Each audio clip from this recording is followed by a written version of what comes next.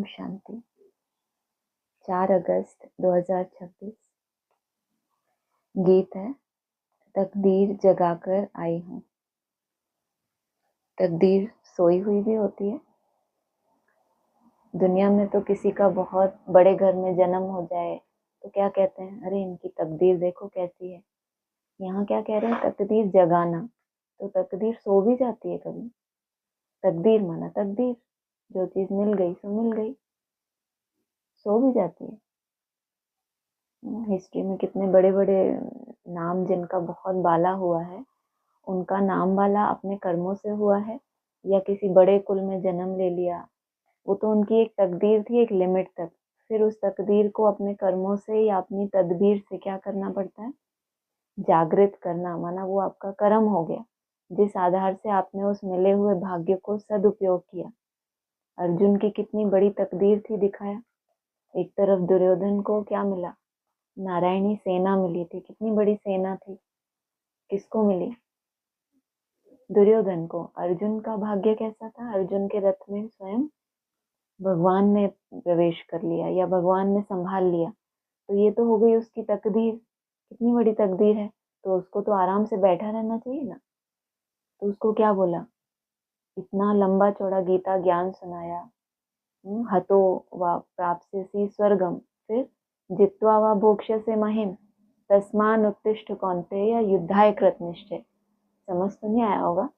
इसका मतलब ये है कि हारेगा तो ऐसा होगा, हतो व प्राप्स्यसि स्वर्गम, माना तुझे स्वर्ग मिलेगा। और अगर जीत गया, माना वो उनके रथ में बैठे हैं भगवान, उनको ये सिखा रहे हैं जिसका इतना बड़ा भाग्य है, वो तो ऑलरेडी भाग्यशाली हो गया।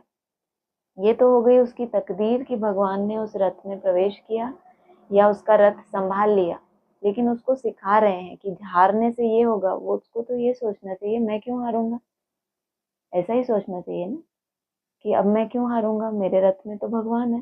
भक्ति मार्ग तो यही सिखाता है हमें कि ऐसा ही होना चाहिए। लेकिन उसी को बोल रहे हैं जिसका इतना बड़ा भाग्य है, जिसने केवल भगवान को चुना।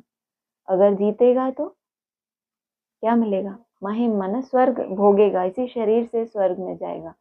इसीलिए तस्मान उत्तिष्ठ कौन्तेय, माना खड़ा हो जा, क्या करो, युद्ध के लिए निश्चय करो।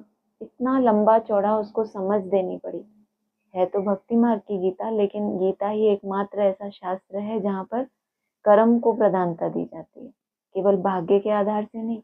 आज की जो भक्ति है उसमें क्या होता है, अरे भगवान बैठा है, ऐसे ही वहाँ जो उनको सिखाया उसको यहाँ ले आओ। अनेक जन्मों में आपने भक्ति की, भगवान को बहुत ढूंढा, तो आपका ये भाग्य था कि आप ब्राह्मण बने। आपको बेसिकली कुछ नॉलेज मिल गई, आपको समझ मिली कि मैं आत्मा हूँ, या भगवान अपना कर्तव्य करने आया, आपको डिटैच किया गया। लेकिन एक लिमिट की तकदीर थी। तो इतने ब्राह्मणों की तकदीर सो कैसे गई फिर, सोई हुई तकदीर है ना। आज भी अपना वर्णन करते हैं तो क्या सुनाते हैं, जब हम आए थे ज्ञान में, उनके पास वही है थोड़ा सा। उस आधार से जो समझ मिली थी, जो भगवान ने तुमको आके आशीर्वाद तो नहीं दिया ना, क्या दिया, मुरली दी, तुमको समझ दी कि अब ऐसा ऐसा करो। अब जब आप ही हमको मिल गए तो हम ये सब इतना मेहनत क्यों करें। कितनी मेहनत है, ये करो ऐसे करो, दिव्य गुण, दुख नहीं देना, पता नहीं क्या क्या बोलते हैं रोज, इतना इतना कुछ। तो तकदीर को जगाना पड़ता है, उसको घिसना पड़ता है। और जितनी ऊंची समझ, उतना आपके पास चांस है कि आप अपनी अपनी श्रेष्ठ तकदीर बना सको। अनेक जन्मों की तो स्मृति नहीं है, बाबा हमें याद दिलाते हैं, तुमने इतनी भक्ति की थी तो तुमको भक्ति का फल देने मैं आया हूँ। लेकिन भक्ति का फल देने आया ज्ञान। और अगर ज्ञान मिलने के बाद भी तुमने उतनी ही सतो प्रधानता से याद किया, वहां तो तुमने अव्यभिचारी भक्ति की। यहाँ क्या किया, अव्यभिचारी याद के लिए अगर तुमने उतनी ही मेहनत की, तो उस ज्ञान का फल तुमको मिलेगा क्या, वैराग्य। और वैराग्य की पराकाष्ठा हो गई वैराग्य अर्थात संन्यास। वैराग आ जाएगा तो संकल्प कैसे होंगे तुम्हारे, भटकेंगे यहाँ वहां, जो आज मुश्किल है। तो जितना श्रेष्ठ तुम्हें समझ मिली है वो किस लिए, कि तकदीरवान तो हो, लेकिन सिर्फ उस तकदीरवान से निश्चिंत होके नहीं चल सकते। नहीं तो ब्राह्मण मोस्टली आज अपनी उसी तकदीर को, कि जब हम बाप के बने थे, आज वर्तमान में क्या प्राप्ति है, वो तकदीर कैसे अभी भी जागृत है, अभी भी वही उमंग उत्साह है, तो कहेंगे कि तकदीर जागृत है। यहाँ तो कहा तकदीर जगा कर आई हूँ, आदि की बात है कि वहां से तकदीर को जगाया है, फिर भी इस जन्म में क्यों मेहनत करते हो? जब ये गीत में है कि तकदीर जगा कर ही आए हैं, तो फिर अभी आ गई ना इसमें, जिसको स्मृति आई है वही तो ये बोल रहा है कि मैं तकदीर जगा कर आई हूँ आत्मा। हाँ, मना उसको अपनी आगे की यात्रा भी तो पता चल गई ना। जैसे अभी बात की ना हमने, भक्ति मार्ग तक हमने जो भी अव्यभिचारी भक्ति की उसका फल है, हमको ये समझ मिल गई। दुनिया में जो बात को कोई स्वीकार ही नहीं कर पाता, कितना संघर्ष करते हैं, और आपको सहज, आपको लगा रही, तो जैसे कि आपकी उस भक्ति का आपको फल मिला, लेकिन एक लिमिट तक थी ना वो तकदीर। आपने फिर बेसिकली आपको समझ मिली, आपने घोटा, मैं आत्मा हूँ, मैं आत्मा हूँ, आदि में जितनी भी समझ थी आपने भट्टी की, तो वो घिसते घिसते क्लास ट्रांसफर हुआ। अब आप इस योग्य बने कि इस मुरलियों का जो सार है, या जो इसका विस्तार कहो, कितना इसमें रहस्य भरा है वो आप समझो। फिर भी एक तकदीर ही थी आपकी, वहां भी आपको जगाना था। बाबा कितना टाइम देते थे, अभी ये इतने वर्ष हैं, इसमें आप जितना चाहो पुरुषार्थ कर लो। ऐसा लगता था जैसे मुट्ठी से कुछ छूट जाएगा, तो टाइम भी फिक्स कर देते थे कि जितना चाहिए उतना कर सकते हो, फिर ये समय नहीं मिलेगा। तो क्यों, जबकि समय तो अभी तक भी है। लेकिन जब ड्रामा में हमें कोई विशेष समय दिया जाता है, तो वो एक उन बच्चों के सिलेक्शन के लिए होता है कि क्या ये पूरी ताकत लगाने वाली आत्माएं हैं जो इतनी सारी बैठी हैं, उनमें से भी तो सिलेक्शन होना है। तो उतने ही समय में वो अपना पूरा सतो प्रधान जो भी वो कर सकते हैं, वो अपनी ताकत दिखाते हैं। तो ये वर्गीकरण हो जाता है कि कौन है वो आत्माएं जो उस तक, उनको पता है कि अभी ये संपूर्ण तकदीर नहीं है, लेकिन ये स्मृति आ गई कि इतना सहज क्यों हो रहा है मेरे लिए ये ज्ञान लेना, इतना मुश्किल पुरुषार्थ है वो करना, क्योंकि कुछ ना कुछ तकदीर जगी हुई है। लेकिन आए हो तो कुछ करने के लिए आए हो, या केवल राज करने आए हो कि अरे हमने इतना अच्छा पिछले जन्म में कर लिया। फिर भी तो आपको फिर भी वही व्यवस्था मिली है ना भट्टी की, पुरुषार्थ की। इसका मतलब तकदीर बहुत ऊंची है, लेकिन उसको जगाने के लिए भी हमें ये दूसरा जन्म फिर से लेना पड़ा। और यहाँ भी हम देख रहे हैं कि ये पूरा ही जीवन अगर लग के भी हमें लास्ट तक हमारी मंजिल मिले, तो हम थकने वाले नहीं हैं, क्योंकि जीवन कितना सुखदाई है ना। नहीं तो किसी किसी के लिए यात्रा दुखदाई बन जाए, कर ही ना सके, शुरू ही ना कर सके, सोच के ही डर जाए कि ये कैसे हो सकता है, और आपको लगे कि ये तो हम जीवन भर कर सकते हैं। तो जो भी आपको अभी पुरुषार्थ सिखाया जाता है, तो आपको ऐसा लगता है कि हम ये तो जीवन भर कर सकते हैं, कोई सफलता ना मिले तो भी, है ना। वर्तमान जीवन भी कितना सुखदाई है, अगर हमें कुछ कुछ उसमें एकाग्रता में प्रोग्रेस हो रही है, अगर धीरे धीरे भी ये हो रही है, तो कोई दुख है इसमें? और ऐसे जीवन के लिए भी कोई हिम्मत ना कर सके, तो ये है ना अपनी तकदीर। लेकिन अब इसको तदबीर के आधार से हम जागृत करते हैं। ओम शांति। मीठे मीठे रूहानी बच्चों ने गीत सुना। रूहानी बच्चों अर्थात शिव बाबा जो सुप्रीम रूह है, उनके बच्चों आत्माओं ने शरीर रूपी कर्मेंद्रियों द्वारा गीत सुना। इतना लंबा क्यों समझाते हैं? ऐसे बोले ना कि आत्माओं ने गीत सुना, कम शब्दों में सार की बात। लेकिन क्या बोला?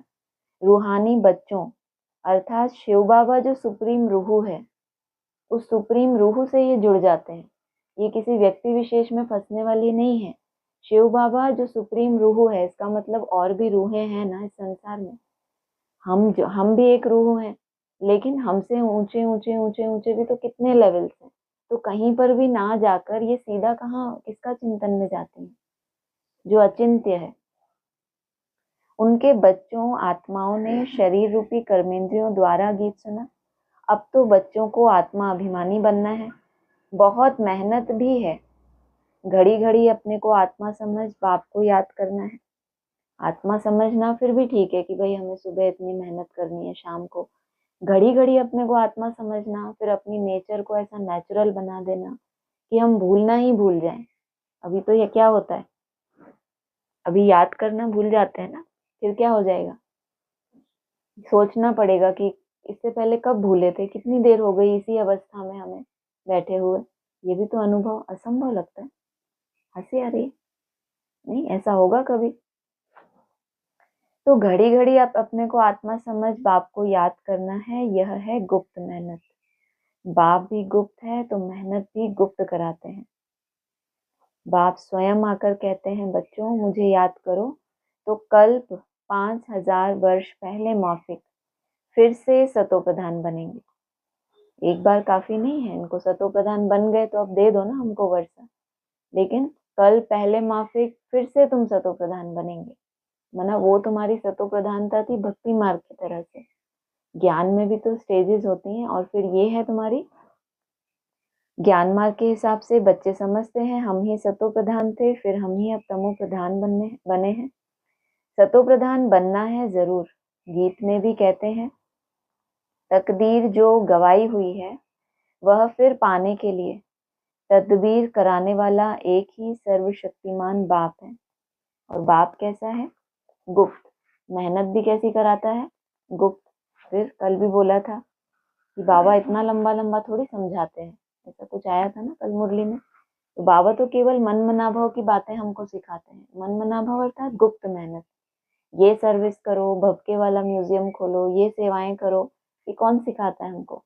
जो साकार में निमित्त है उनके लिए तो उनको लक्ष्य मिला हुआ है कि विनाश होने वाला है, उससे पहले राजा ही की है ना इन्होंने, तो राजा की बुद्धि में क्या होगा? राजधानी है। तो इनको वो समझ थी कि जितना बहुतों को परिचय देंगे उतना हम क्या होगा, विश्व कल्याणकारी बाप के बच्चे हैं। और बाप गुप्त है, वो तुमसे मेहनत कौन सी करा रहे हैं? गुप्त। क्योंकि सबको पावन बनाते हैं ना बाप, बच्चों को समझाते हैं, हे रूहानी बच्चों अब तकदीर बनाने आए हो। स्टूडेंट स्कूल में तकदीर बनाने जाते हैं ना, बहुत बड़े स्कूल में एडमिशन हो गया तो तकदीर बन जाती है। किसी का बहुत बड़े स्कूल में एडमिशन हो जाए जहाँ बहुत मिलता ही नहीं एडमिशन, तो कहेंगे कि जग गई तकदीर सिर्फ एडमिशन लेने मात्र से। तो बाबा समझा रहे हैं, स्टूडेंट स्कूल में तकदीर बनाने जाते हैं ना, वह तो छोटे बच्चे होते हैं, तुम छोटे नहीं हो, तुम तो बड़े बुजुर्ग हो, तकदीर बना रहे हो। हाँ, कोई बूढ़े बूढ़े भी हैं। बुढ़ापे से जवानी में पढ़ना अच्छा होता है। जवान की बुद्धि अच्छी होती है। एक तो बुढ़ापा होता है, अनुभवी को भी बुजुर्ग कहा जाता है। एक बुढ़ापा उसको कहा जाता है जिसके बुढ़ापे से सब परेशान है, दुखदाई हो जाता है ना बुढ़ापे में, उनके कर्म भोग, उनका चिड़चिड़ापन दूसरों को भी हैरान करते हैं। तो ये चौथी अवस्था को भी क्या कहेंगे? ब्राह्मण अगर अपनी तकदीर से ही संतुष्ट होके तदबीर ना जगाएं, तकदीर को जगाएं ना, पुरुषार्थ ना करें, तो वो कैसे वाले बुजुर्ग हो गए? वो बुढ़ापा जो कहते हैं सबसे ज्यादा दुखदाई होता है। 3 दुख बताते हैं ना, जन्म, जरा और तीसरा मरण। जन्म लेना उस समय भी बहुत तकलीफ होती है, जरा माना बुढ़ापा, बहुत ज्यादा दुखदाई है। बाबा तो कह रहे हैं तुम छोटे नहीं हो, बड़े बुजुर्ग हो। एक तो हो गए बुजुर्ग, बुजुर्ग भी कोई बड़ा हो तो कैसा हो जाए, लेकिन यहाँ उसका सेंस क्या है कि तुम सृष्टि की सबसे जास्ती आदि वाली आत्माएं हो, तो फिर उस हिसाब से उतनी अनुभवी हो। बुढ़ापे से जवानी में पढ़ना अच्छा है, जवान की बुद्धि अच्छी होती है, यह तो सबके लिए बहुत सहज है। तुम्हारा शरीर तो बड़ा है ना, यह बेबी है, इतना नहीं समझ सकेंगे क्योंकि ऑर्गन्स छोटे हैं। स्तुति, निंदा, दुख, सुख, इन बातों को तुम समझ सकते हो। आत्मा तो बिंदी है।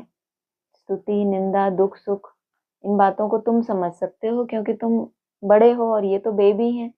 ऑर्गन्स के आधार से होता है। बाबा तो कहते हैं आजकल 3-4 साल के बच्चे भी क्या करते हैं, कितनी नई नई चीजें करते हैं, कितने कुशलता दिखाते हैं अपनी। तो उन हद के ऑर्गन्स की तो बात नहीं है, ये तो क्या है? आत्मा के 3 शक्तियां कौन सी हैं? मन, बुद्धि और अनेक जन्मों के संस्कार। छोटे हैं माना बहुत लिमिट की उन्होंने कलाएं धारण की हैं, तो कहेंगे बहुत छोटे ऑर्गन्स हैं, तो समझ भी उतनी ही धारण करेंगे। स्तुति, निंदा, सुख, दुख, इन बातों को तुम समझ सकते हो। आत्मा तो बिंदी है। शरीर बढ़ता रहता है, शरीर जितना बढ़ता रहता है तो निंदा, स्तुति, दुख, सुख का फर्क पड़ने लगता है ना। बच्चा होता है उसको कोई फर्क पड़ता है? जितना छोटा है तो अपनी उस स्वय स्थिति के उतना नजदीक है, उसमें विकार भी नहीं होते, बाबा कहते हैं। तो दुख सुख महसूस होता है, उसको निंदा स्तुति। जब आत्मा का देहभान जितना बढ़ता जाता है तो उसको सारी महसूसता होती है। आत्मा तो एक रसी होती है, कभी घटती बढ़ती नहीं। उस आत्मा की बुद्धि के लिए बाप कस्तूरी जैसी सौगात दे रहे हैं। कस्तूरी क्या होता है मालूम है आप लोगों को? कस्तूरी क्या होती है? हाँ, खुशबू आती है। वो कहाँ होती है? हाँ, वो हिरण के अंदर ही होती है, उसी का हिस्सा होती है, लेकिन वो उसको ये नहीं पता होता कि कहाँ से आ रही है, तो वो कस्तूरी कहलाती है, सुगंधित। उस आत्मा की बुद्धि के लिए बाप कस्तूरी जैसी सौगात दे रहे हैं। कस्तूरी जैसी माना, अरे अभी तो बताया कि वो अपने अंदर ही मर्ज है। जिस चीज के लिए हम भटक रहे हैं, जिसको ढूंढ रहे हैं, जैसे बाबा कहते हैं ना, तुम निश्चय बुद्धि हो तो विजयी हो ही, ऐसा होता है। क्यों ऐसा बोलते हैं? आप लोगों को अजीब लगता है या सही लगता है?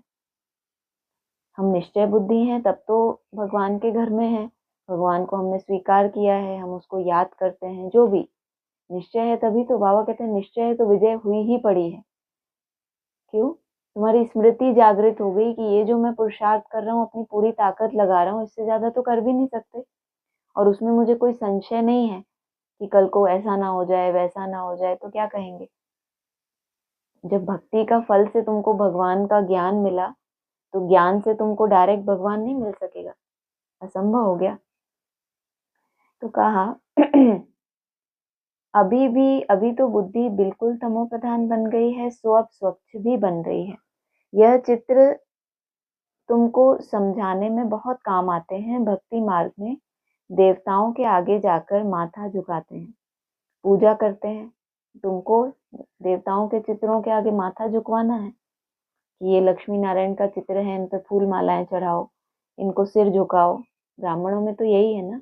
और तुम्हारे लिए ये चित्र क्यों काम में आते हैं? बाबा ने एक मुरली में कहा था, श्री कृष्ण का कोई चित्र देखे तो एकदम रिफ्रेश हो जाए। तो कितने चित्र तो सभी देखते हैं, ब्राह्मण कितने सुंदर सुंदर बनाते हैं, ट्रांसलाइट के, तो तरह तरह के लाइव भी लोगों को बना के खड़ा कर देते हैं। तो कभी रिफ्रेश हुए क्या? कभी देखे होंगे ना। बाबा कहते हैं कृष्ण का चित्र कोई देखे तो एकदम रिफ्रेश हो जाए। क्यों रिफ्रेश हो जाए? ऐसी धारणा तो वो कैसे करे? सिर्फ देखने से ही रिफ्रेश हो जाए। क्योंकि अगर चैतन्य है तो जीवन कहानी भी होगी। जीवन कहानी को अगर बहुतों ने वैसा किया है, चित्र को भी देखा होगा, तो नजदीक वालों ने पहले देखा होगा। जो चित्र व्यक्ति बना रहा है या जिसकी आंखों के सामने तैयार हो रहा है, कुछ लोग तो होते हैं ना कि चित्र को बनता हुआ भी देखते हैं, तो उनको पहले कि अच्छा ये तो असंभव जैसा नहीं है, उनको तो लगेगा भक्ति मार्ग में चमत्कार। जैसे देवताओं के लिए क्या कहते हैं, अरे आप सर्वगुण संपन्न। उनको अगर कोई ऐसा प्रोसेस बता दे कि आप ऐसे ऐसे ऐसे ऐसे करो तो आप भी बन सकते हो, तो उनको चमत्कार नहीं लगेगा ना। चमत्कार कोई जादूगर जादू दिखाता है तो जादू कब तक लगता है आपको? जब तक आपकी आंखों के सामने से पूरा क्लियर नहीं है कि वहां क्या कर रहा है। आप बैक स्टेज चले जाओ, आपको सब दिखेगा कि ये कैसे जादू हो गया, ये तो कोई चमत्कार थोड़ी है, ये तो हम भी सीख सकते हैं। तो जो सीखने वाले हैं वो रिफ्रेश होते हैं। बाकी भक्तों के लिए क्या है, चित्रों को दूर से देख के उनकी महिमा करेंगे। कोई अच्छा काम करके जाते हैं, सॉरी, थैंक यू। भक्ति मार्ग के देवताओं के आगे जाकर माथा झुकाते हैं, पूजा करते हैं। आगे तुम भी अंधश्रद्धा से जाते थे, शिव के मंदिर में जाते थे। तुमको यह थोड़े ही पता था कि यह शिव बाबा है। बाबा से जरूर वर्षा मिला है, तब तो उनकी महिमा गाई जाती है। कोई अच्छा काम करके जाते हैं तो उनकी महिमा गाई जाती है। कोई जब अच्छा काम कर रहा था तब इन्होंने उनके साथ अच्छा काम नहीं कर पाए और वो चले गए अच्छा काम करके, तो इनके लिए क्या हो गया, टू लेट हो गया। कि जो अच्छा काम करने आए थे, जिनको भगवान बाप ने सिखाया, वो तो अपना काम करके चले गए और इन्होंने उस समय तक कुछ भी नहीं किया, तो इनकी मुट्ठी में क्या रहा अब? कि उन चित्रों की महिमा करते रहे। स्टैम्प बनानी चाहिए शिव बाबा की, शिव बाबा गीता सरमनाइजर, यह स्टैम्प सहज बन सकेगी। वह बाप सबको सुख देने वाला है। बाप कहते हैं मैं तुमको सुख धाम का मालिक बनाने वाला हूँ। बूढ़ियां भी यह तो समझती होंगी कि हम आए हैं शिव बाबा के पास, जो विचित्र है। उसने इस चित्र में प्रवेश किया है। बूढ़ियों की इतनी गहरी बुद्धि कि सामने चित्र है उनके, तो भी वो क्या देख रही हैं कि विचित्र आया हुआ है। निराकार को विचित्र कहा जाता है। बुद्धि में रहता है। हम शिव बाबा के पास आते हैं जिसने यह टेम्पररी चित्र धारण किया है। पतितों को पावन बनाए, मुक्ति जीवन मुक्ति देते हैं अथवा शांति धाम सुख धाम का रहवासी बनाते हैं। मनुष्य शांति के लिए ही कोशिश करते हैं। भगवान मिले तो शांति मिले। सुख के लिए पुरुषार्थ नहीं करते, बस बाप के पास घर जाएं। पुरुषार्थ किस लिए करते हैं? हाँ, बाबा ने कहा सुख के लिए पुरुषार्थ नहीं कोई करता। सुख तो इस दुनिया में भी हद के हैं, अल्पकाल के हैं, लेकिन है तो सही। उस अविनाशी सुख को तो कोई जानता ही नहीं कि अतीन्द्रिय सुख होता क्या है। इस समय सब मुक्ति की चाहना रखने वाले हैं। जीवन मुक्ति लेने वाले सिर्फ तुम ब्राह्मण ही हो। सोचो, बाबा ने ये समझ तो सबको दी थी। पहली लाइन में ही बता दिया कि रूहानी बच्चे सुन रहे हैं बाबा की बातें। लेकिन अब समय कौन सा आ गया? ब्राह्मणों को भी केवल आश कौन सी है कि हम ये शरीर छोड़ें और सीधा मुक्त हो जाएं, वतन में चले जाएं। क्योंकि अब उनको इस सृष्टि में कोई ऐसा दिख नहीं रहा। समय इतना नजदीक है और अब कोई प्रैक्टिकल में बड़ा परिवर्तन हो जाएगा, हमारा अचानक साक्षात्कार शुरू होंगे, ये सब बातें पहले बोलते थे। लेकिन अभी धीरे धीरे सभी कैसे हो गए? क्या बोल रहे हैं? कुछ समझ आ रहा है? क्या बोला? कुछ नहीं बोला। हद हो गई है। तो मुक्ति की चाहना रखने वाले हैं, जीवन मुक्ति लेने वाले सिर्फ तुम ब्राह्मण ही हो। कि हमारा जीवन बरकरार रहेगा, ये उम्मीद केवल कहाँ कायम है? नई दुनिया में कायम है। बाकी सब मुक्ति की चाहना रखने वाले हैं। जीवन मुक्ति का रास्ता बताने वाला कोई है ही नहीं। सन्यासियों आदि के पास जाकर शांति मांगते हैं। कहेंगे मन की शांति कैसे मिले? जो भी रास्ता बताने वाले हैं वह हैं ही मुक्ति में जाने वाले। जिनके पास ये जाते हैं शांति के लिए, वो खुद भी कैसे हैं? मुक्ति में जाने वाले हैं। मोक्ष क्या होता है वह भी बुद्धि में नहीं आता। तंग होकर कहते हैं मुक्ति में जाएं तो अच्छा है। मोक्ष और मुक्ति वो बुद्धि में ही नहीं है कि मोक्ष क्या है। दुखों से मुक्ति सभी चाहते हैं, लेकिन मोक्ष भी तो कोई अवस्था है। कहते हैं वैकुंठ मिलना, अर्थात मोक्ष मिल गया आत्मा को। लेकिन मुक्ति तो आत्मा तब मांगती है जब वो बहुत ज्यादा दुखी होती है।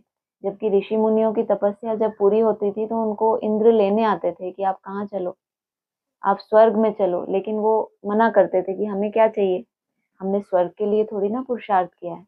स्वर्ग में तो कितने सुख है, उनको तो मोक्ष चाहिए। मोक्ष अर्थात दुनिया तो कह देती है मुक्ति है। यहाँ बाबा ने क्या कहा? मोक्ष क्या होता है वह बुद्धि में ही नहीं आता। तंग होकर कहते हैं मुक्ति में जाएं। तंग होकर कोई ये कहता है मोक्ष में जाएं। मोक्ष के लिए तो बहुत साधना चाहिए, उसके बाद वो ये कल्पना करते हैं कि हमें शायद मोक्ष मिल जाए। वास्तव में मुक्ति धाम है आत्माओं के रहने का स्थान। इतने सेंटर्स पर बच्चे हैं, सब जानते हैं। हम नई दुनिया के लिए राज्य भाग्य लेते हैं। बाबा हमको नई दुनिया का राज्य देते हैं। कहाँ देंगे? नई दुनिया में देंगे या पुरानी दुनिया में देंगे? बाप कहते हैं मैं संगम पर आता हूँ। मैं न सतयुग में न कलयुग में आता हूँ। लेकिन ब्राह्मण तो यही कहते हैं कि बाबा हमको नई दुनिया का राज्य कहाँ देंगे? सतयुग में देंगे। तो बाबा कह रहे हैं मैं तो वहां आता ही नहीं हूं, तो दूंगा कैसे? बाप कहते हैं मैं संगम पर आता हूँ। मैं न सतयुग में न कलयुग में आता हूँ, दोनों के बीच में आता हूँ। बाप तो सबको सदगति देंगे ना, ऐसे तो नहीं दुर्गति में छोड़ जाएंगे। सदगति और दुर्गति इकट्ठे नहीं रह सकते। बच्चे जानते हैं यह पुरानी दुनिया विनाश होनी है, इसीलिए इनसे प्यार नहीं रखना। बुद्धि कहती है बरोबर अभी हम संगम युग पर हैं, यह दुनिया बदलने वाली है। जो कलयुगी सीढ़ी पर है उनको क्या दिखता है? बस अब इस दुनिया का विनाश होने वाला है। जो संगम पर है उनको क्या दिख रहा है कि ये पुरानी दुनिया बदलकर नई दुनिया सामने खड़ी है। अब बाप आया हुआ है। बाप कहते हैं मैं कल्प कल्प संगम पर आता हूँ। तुमको दुख से छुड़ाए हरि के द्वार ले जाता हूँ, यह ज्ञान की बात है। हरिद्वार कृष्ण का द्वार अर्थात कृष्णपुरी को कहा जाता है। अच्छा, उनके पीछे फिर लक्ष्मण झूला लगा दिया है। पहले हरिद्वार आएगा। सतयुग को हरिद्वार कहा जाता है। और लक्ष्मण कहाँ आते हैं? त्रेता युग में। तो उन्होंने कहा, उन्होंने पीछे क्या लगा दिया? हरिद्वार में है ना, क्या है? लक्ष्मण झूला, राम झूला और जानकी झूला, सब तरह के हैं। अभी तो सबसे पुराना कौन सा है? लक्ष्मण झूला है। तो दुख से छुड़ाए तुमको हरि के द्वार ले जाता हूँ। उनको दुख से छुड़ाया तो कहाँ ले गए? मुक्ति में फेंक दिया। और तुमको हरि के द्वार ले जाता हूँ, यह ज्ञान की बात है। कृष्ण का द्वार अर्थात कृष्णपुरी को क्या नाम दिया? हरिद्वार। अच्छा, उनके पीछे फिर लक्ष्मण झूला लगा दिया है। पहले हरिद्वार आएगा। लेकिन लक्ष्मण का अर्थ क्या बताया बाबा ने? जिसने लक्ष्य को मार लिया, उसका भी एक लक्ष्य है जीवन का। पहले हरि के द्वार में पहुंचे कृष्णपुरी में। कृष्णपुरी के बाद क्या आता है? स्वर्ग के बाद कौन सा लक्ष्य होता है? वैकुंठ का लक्ष्य होता है। तो वो हरिद्वार के बाद। सतयुग को हरिद्वार कहा जाता है। फिर राम लक्ष्मण आदि दिखाते हैं। वह बात कोई है नहीं, वह तो बनाई हुई बात है। राम को कितने भाई दे दिए हैं? 4 भाई तो होते नहीं, 4 8 भाई तो यहाँ होते हैं। एक तरफ है ईश्वरीय संतान, दूसरी तरफ है आसुरी संतान। अभी तुम जानते हो, शिव बाबा ब्रह्मा तन में आए हैं। शिव है बाबा, ब्रह्मा है दादा, प्रजापिता है। वह आत्माओं का पिता तो अनादि है। इस समय ब्राह्मणों को रचते हैं। ऐसे नहीं कि शिव बाबा सालिग्राम को रचते हैं। वैसे तो बाबा कहते हैं रचयिता और रचना के आदि मध्य अंत की तुमको ज्ञान देता हूं। यहाँ क्या बोला? वह आत्माओं का पिता तो क्या है? अनादि है। वो सुप्रीम रूह जो शिव आत्मा है, वो कहाँ से आई, उसका अस्तित्व कैसे शुरू हुआ, आप जान सकते हो? तो तुम्हारे लिए अभी क्या हो गई वो? मैं तुमको आकर अपना अंत देता हूँ, इसका मतलब पहले तो तुम भी अनादि ही या बेअंत ही था ना। तुम्हारे लिए भी बाबा तो कहते थे अचिंत्य है, तुम तो चिंतन भी नहीं कर सकते। इस समय ब्राह्मणों को रचते हैं, ऐसे नहीं शिव बाबा सालिग्राम को रचते हैं। नहीं, सालिग्राम तो अविनाशी है ही है। सिर्फ बाप आकर पवित्र बनाते हैं। सालिग्राम अर्थात आत्माएं जो बाप समान बनती हैं। वो आत्माओं का कभी विनाश नहीं होता है, लेकिन पवित्र और अपवित्र बनते हैं। तो बाप आकर पवित्र बनाते हैं। जब तक आत्मा पवित्र नहीं बनी, तब तक शरीर कैसे पवित्र बन सकता? हम आत्माएं पवित्र थी तो सतो प्रधान थी, अभी अपवित्र तमो प्रधान है। फिर सतो प्रधान कैसे बने?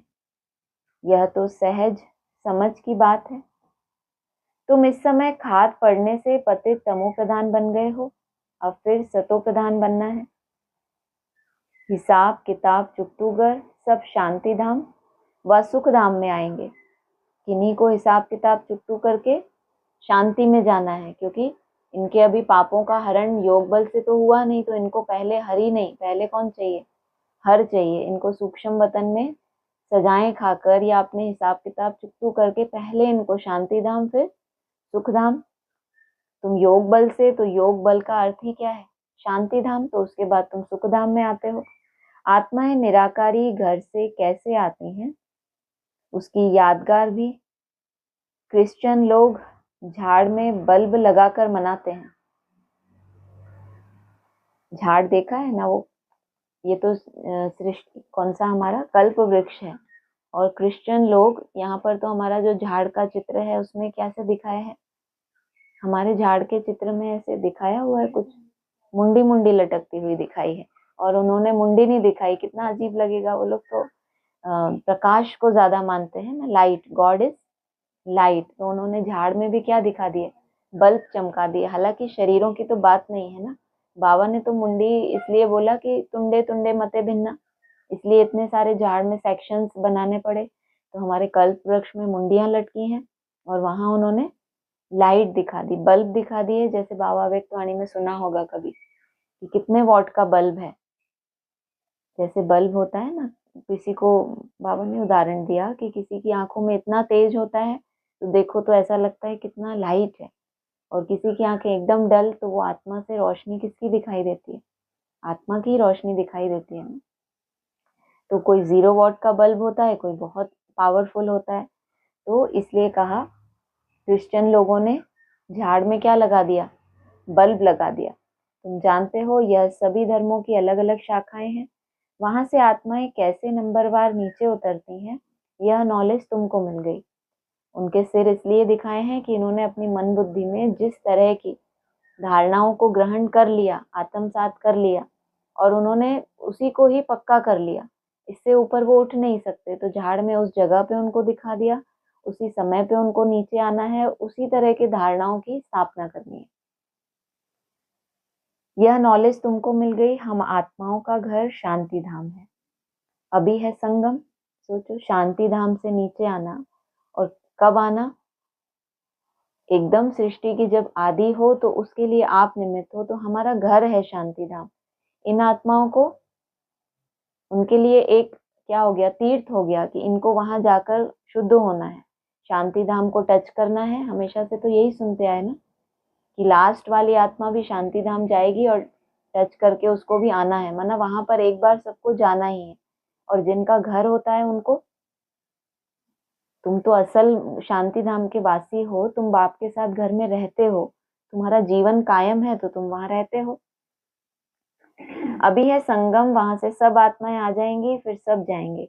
प्रलय तो होने की नहीं है। तुम जानते हो, हम बाबा से तकदीर बनाने फिर से स्वराज्य लेने आए हैं। यह कोई सिर्फ कहने मात्र नहीं है। अगर भगवान ने ही तकदीर बांट दी, भाग्य का लेख लिख दिया, कहते हैं ब्रह्मा ने क्या किया था? ब्रह्मा को भाग्य विधाता कहते हैं भक्ति मार्ग में भी, कि वो सबकी तकदीरें लिखते हैं। यहाँ कहा, हम बाबा से तकदीर बनाने फिर से स्वराज्य लेने आए हैं। तकदीर बनाने का उन्होंने रास्ता बता दिया, उसके बाद हमें उसको बनाना है। यह कोई सिर्फ कहने मात्र नहीं है। याद से ही वर्षा मिलेगा। सिर्फ अपनी तकदीर का बखान कर दिया तो वो तो कैसी तकदीर हो जाएगी आगे चल के। जैसे आज के डेट में ब्राह्मण कितना अपने तकदीर का, हमें इतने आदि में समय, हम इतने पुराने हैं, हमें इतना पहले से ये मिल गया, हमने ऐसे ऐसे बाबा के साथ मिलन बनाया। तो वो तकदीर तो है, लेकिन वो जागृत क्यों नहीं है? तो कहने की मात्र नहीं है कि हम बाबा से तकदीर जगाने आए हैं। आगे की लाइन क्या है? याद से ही वर्षा मिलेगा। बाप कहते हैं, देह सहित जो भी देह के मित्र संबंधी आदि हैं, सबको भूल जाओ। चित्र और विचित्र है ना। विचित्र उनको कहा जाता है जिनको देखा नहीं जाता। पीछे बताया, निराकार को भी विचित्र कहा जाता है। विचित्र उनको कहा जाता है जिनको देखा नहीं जाता। चित्र से विपरीत है। चित्र तो मित्र संबंधी, अपनी देह, सब कुछ दिखाई देता है, लेकिन इससे विपरीत क्या है? आत्मा। इससे विपरीत है तो उसको देखने के लिए आपको कितनी मेहनत करनी पड़ती है। विचित्र उनको कहा जाता है जिनको देखा नहीं जाता। यह बहुत महीन बातें हैं। आत्मा कितनी छोटी है, उनको घड़ी घड़ी पार्ट बजाना पड़ता है, और किसकी बुद्धि में ऐसी बातें हैं नहीं। पहले पहले तो यह बुद्धि में बिठाना है कि हम आत्मा हैं, वह हमारा बाप है, उनको ही पतित पावन हे भगवान कह याद करते हैं। दूसरी कोई जगह जाने की दरकार नहीं है। तो याद भी एक को करना चाहिए ना। भगवान को याद करते हैं तो जरूर उससे कुछ मिलने का होगा। फिर दर दर धक्के क्यों खाते हो? भगवान को तो परम धाम से आना पड़ेगा ना। भगवान को याद जो करते हैं तो किस लिए करते हैं? ये कायदा ही कहाँ से शुरू हो गया कि भगवान को याद करेंगे? अब मनुष्य आत्मा है, निष्काम तो हो नहीं सकती कि निस्वार्थ भाव से कुछ तो उसके जीवन में कमी है, तो वो क्या करती है? पुकारती है। जब सुख में थी, बाबा कहते हैं तुम मुझे पुकारते भी नहीं हो, याद भी नहीं करते, तो जरूर उनसे कुछ मिला है जो इतना समय कायम रहा। अब जब वो हमसे छिन गया तो अब हम फिर उसको याद करते हैं। भगवान को तो परम धाम से आना पड़ेगा ना। हम तो जा नहीं सकते, जाना तो चाहते हैं। हर जन्म में क्या किया? हर जन्म में तुमने मोक्ष के लिए कितनी मेहनत की। स्मृति तो नहीं थी कि अरे हमने तो इतने जन्म में किया है मोक्ष के लिए तपस्या, फिर भी तो हम राजाई में ही आ गए। अगर वो स्मृति आ जाए तो, लेकिन हर जन्म तुमको मिला, फिर तुमको इतने सुख मिले, फिर वो जो संस्कार था अंत मते सो गति का फिर उदय हुआ, तुमने फिर मोक्ष के लिए पुरुषार्थ किया। हम तो जा नहीं सकते क्योंकि पतित हैं। पतित वहां जा ना सके, अभी तुम वंडर खाते हो। भक्ति मार्ग का पाठ कैसे वंडरफुल है। एक भगवान को ही याद करते हैं। भक्ति मार्ग में भी कैसी वंडरफुल आत्माएं हैं। इतना उनको मिलता है, सुख मिलता है, समृद्धि मिलती है। उन्होंने ना संगम पे भगवान को दुख में सिमरन किया, ना ब्रॉड ड्रामा में कभी भी दुख में सिमरन करेंगे। केवल उनको आकर्षण होगी कि वापस अपने घर जाएं। तो भक्ति मार्ग का पार्ट भी कैसा वंडरफुल है। एक भगवान को ही याद करते हैं, जबकि भक्ति मार्ग के कारण तो हम जन्म जन्मांतर क्या हुआ, नीचे ही गिरते आए ना। लेकिन बाबा कह रहे हैं तुम्हारा भक्ति मार्ग का पार्ट भी कितना वंडरफुल है। वहां तो तुमको कोई इतनी समझ नहीं थी, लेकिन भक्ति की तीव्रता कैसी होगी कि 21 जन्म के लिए तुमको क्या मिला, गेस्ट हाउस मिला, सूक्ष्म वतन मिला। उनको तो केवल 21 जन्म के लिए बाबा कहते हैं वर्षा देता हूँ। अब वो वर्षे से तुमको कोई टेस्ट ही नहीं आता, इस वर्षे से तुमको बहुत टेस्ट आता है। एक भगवान को ही याद करते हैं, ये जिनका पार्ट वंडरफुल है, उनकी निशानी क्या है भक्ति में। एक भगवान को ही याद करते हैं। हे ईश्वर, हे परमपिता, ओ गॉड फादर। जब वह एक ही है फिर दूसरे तरफ धक्के क्यों खाते हो।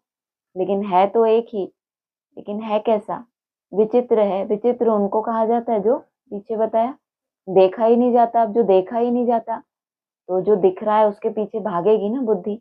जन्म जन्मांतर बुद्धि कहाँ भागी है।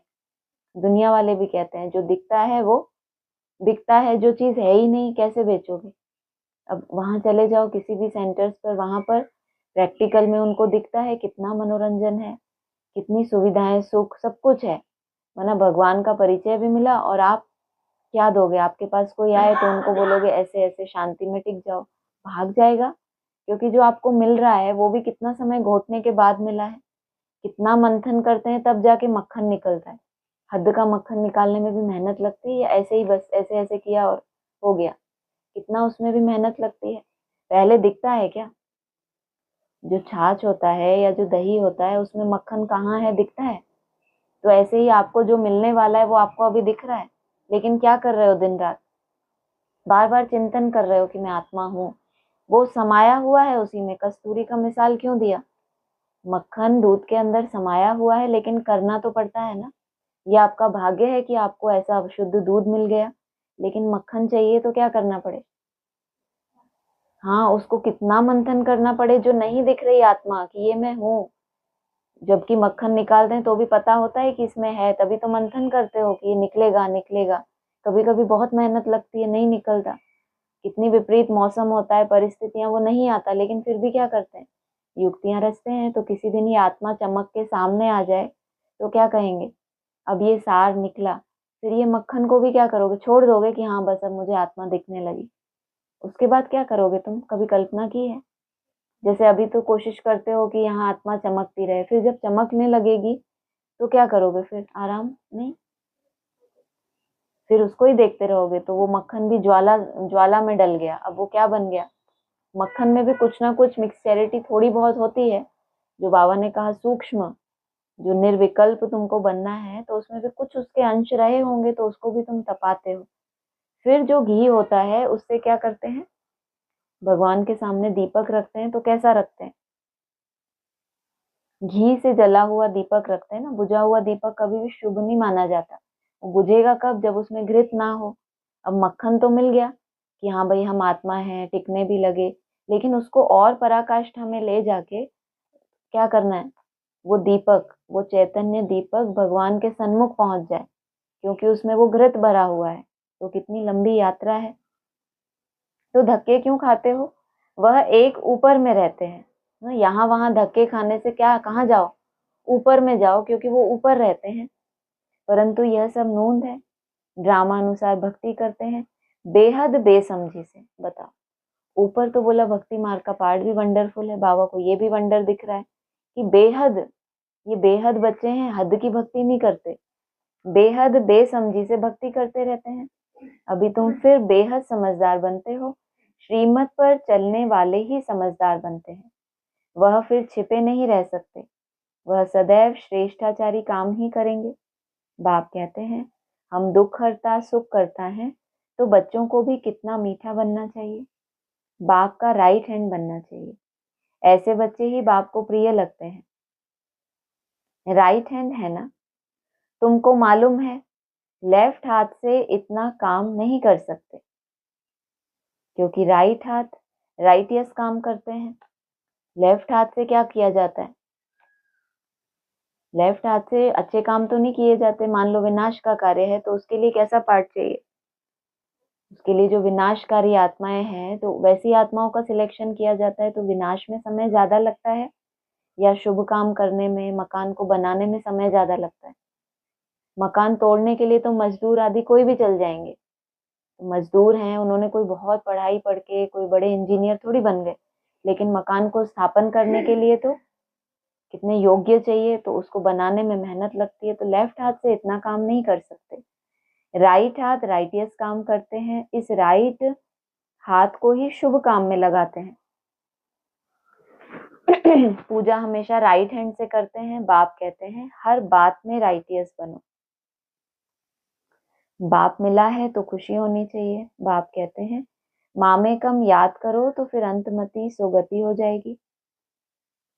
मत और गत या गति करने की मत एक ही है। एक होती है मति। मति मतलब ही नहीं पता। मति मतलब बुद्धि और गति माना स्पीड। तो क्या कहा? अंतमति सो गति। अंत समय में तुम्हारी गति कैसी होगी, तुम्हारी दिशा कौन सी होगी, कहाँ जाओगे अगले जन्म में, वो तुम्हारी अंत समय की बुद्धि डिसाइड करती है। मत और गत या गति करने की मत एक ही है। मतलब मत एक ही दी है बाप ने मुरलियों में, लेकिन गति फिर भी सबकी कैसी हो जाती है, अलग अलग। मत तो एक ही है, गाया भी जाता है, ईश्वर की गत मत ईश्वर ही जाने। पतित पावन वही है। वह जानते हैं मैं मनुष्यों को पावन बनाए दुर्गति से सदगति में कैसे ले जाऊंगा। तुम नहीं जानते, तुमको तो ये श्रीमत दे दी। वह जानते हैं कैसे ले जाऊंगा। भक्ति मार्ग में कितनी मेहनत करते हैं, परंतु सदगति होती नहीं, फल कुछ भी मिलता नहीं। सदगति देने वाला तो एक ही बाप है। भक्ति में जो जिस भावना से पूजा करते हैं, उनको वह फल देने वाला मैं ही हूँ। यथार्थ फल नहीं बताया कि उनको सदगति मिलती है, केवल उनकी भावनाएं। जब तक उनका भक्ति मार्ग समाप्त नहीं होता, तो बाबा को बच्चों को बहलाना पड़ता है। उनकी जो भावनाएं हैं, उनको जब उसके अनुसार साक्षात्कार होता है, तो कैसे हो जाते हैं? संतुष्ट हो जाते हैं। उनको लगता है हम सही चल रहे हैं, हम यथार्थ चल रहे हैं। और अगर एकदम से शुरुआत में ही उनका वो भावनाएं टूट जाए, तो कैसा हो जाएगा? आगे बढ़ सकेंगे? तो जैसी भावना वैसा फल देते हैं। वह भी ड्रामा में नोंद है, उनको आपे ही मिल जाता है अपने पुरुषार्थ से। अब पवित्र भी अपने पुरुषार्थ से बच्चों को बनना है। भावना का फल मिला पुरुषार्थ से, वो बात अलग हो गई, लेकिन बच्चों को अपने पुरुषार्थ से पवित्र बनना, वो तो फिर गहरी समझ की बात हो गई। बाप कहते हैं मीठे मीठे बाप को याद करो, वही सर्वशक्तिमान ऑल माइटी अथॉरिटी कितना अच्छा बनाते हैं। तुम सब कुछ जान चुके हो, फिर बाप से वर्षा ले रहे हो। रचयिता और रचना की नॉलेज तुम्हारी बुद्धि में है। तुम जानते हो यह नॉलेज हमारे में नहीं थी। यज्ञ तप आदि करना, शास्त्र आदि सुनना, यह है शास्त्रों की नॉलेज। उनको भक्ति कहा जाता है। उसमें एम ऑब्जेक्ट कुछ है नहीं।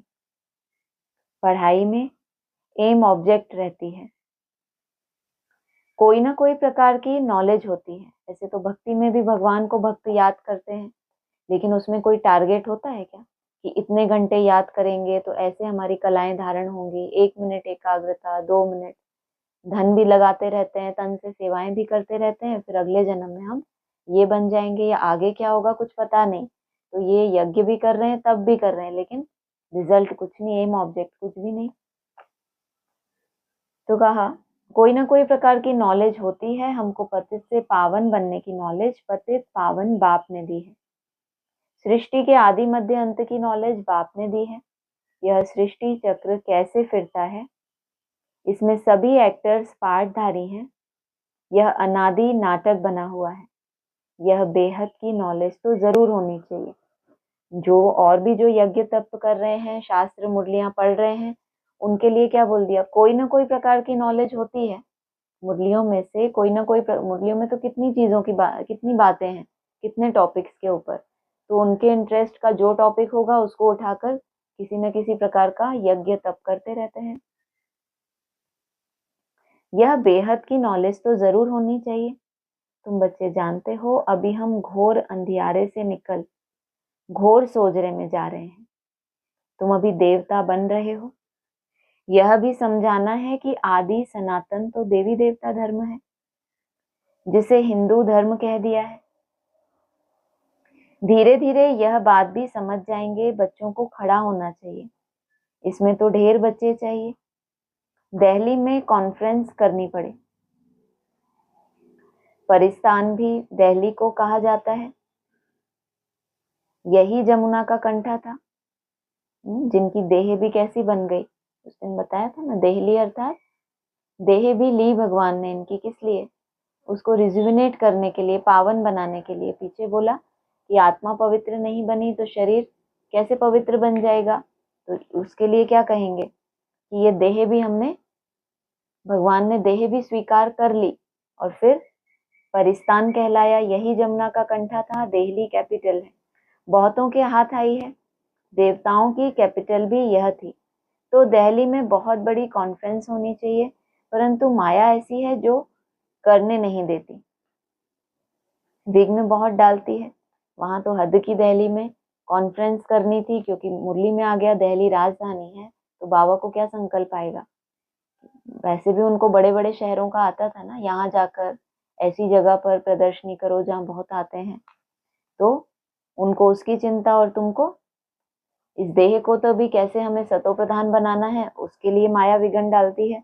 आजकल भाव स्वभाव भी बहुत हो गए हैं। बच्चों को आपस में मिलकर सर्विस में लगना है।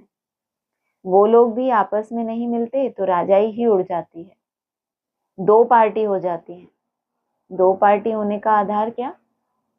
हाँ, जो आपस में भाव स्वभाव नहीं मिला पाते तो इनकी राजाई उड़ जाती है। प्रेसिडेंट को भी उड़ा देते हैं। द्वैत मत बड़ा नुकसान करती है।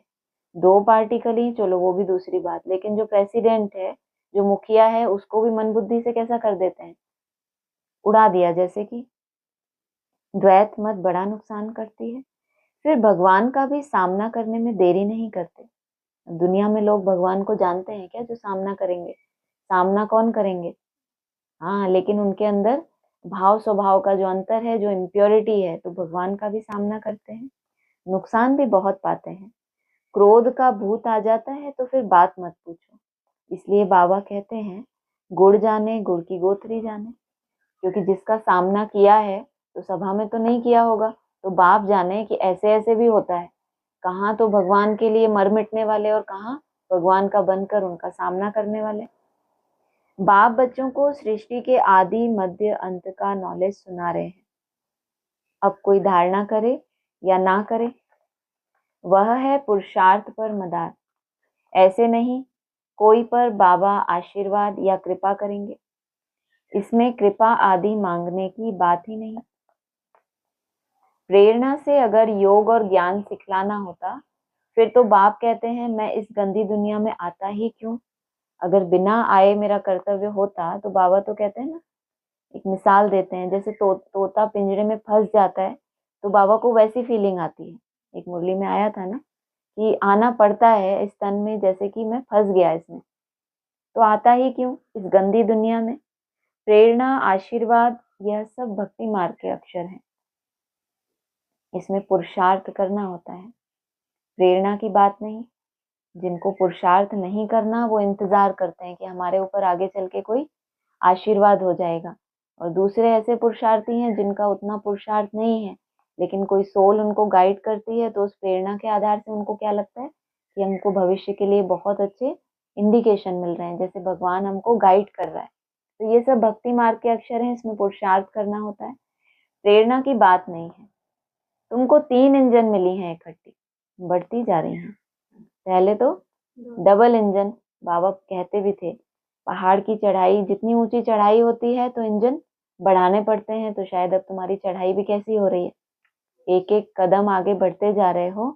तुमको कितने करने हैं ये सीढ़ियां, 21 रोज के, कितनी चढ़नी है? हाँ, 84 चढ़नी है। अभी कहाँ पहुंचे हो? 5 तक ही पहुंचे हो। तो सोचो, बाबा कह रहे हैं 3 इंजन मिली हैं, वो भी इकट्ठी। 3 इंजन इकट्ठी कैसे? वहां तो बाप टीचर अलग मिलता है, गुरु पिछाड़ी में मिलता है। यहाँ लास्ट जब तुम पहुंच गए हो लास्ट यात्रा में, तो तुमको तीनों का ही सार बुद्धि में आ गया ना।